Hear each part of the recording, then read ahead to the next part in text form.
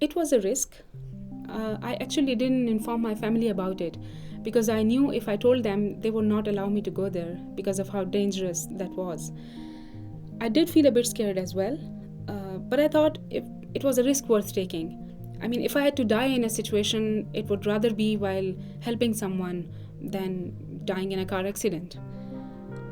My name is Sitara. I come from the northwest of Pakistan, and I'm the first female graduate of my village. I joined the Red Cross back in 2005 when a devastating earthquake hit Pakistani side of Kashmir, and that was the biggest earthquake in the history of the country. While working on the earthquake-related activities, intense fighting broke out in the northwest of Pakistan towards the tribal areas, and there were more than 2.5 million people displaced.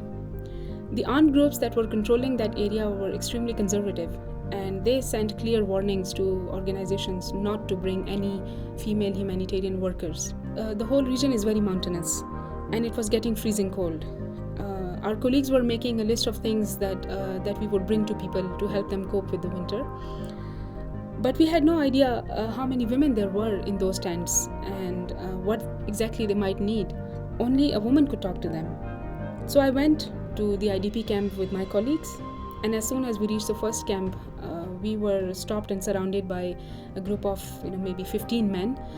All of them had guns, and they asked my colleagues why they brought a woman after they had been clearly warned that no female humanitarian worker is allowed in the area. And my colleagues tried to explain, but they were not very keen to listen. The conversation got more and more intense, and finally I intervened and I said, listen, if you want to kill us, you all have guns and you might as well kill us here. But then I have another suggestion for you.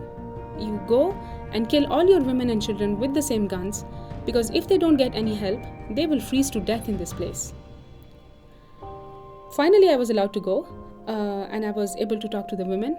And afterwards, many other female humanitarian workers were also allowed in the area. So eventually, people were helped as we wanted. As a humanitarian worker, you always want to make a difference. And that was my chance to make a difference.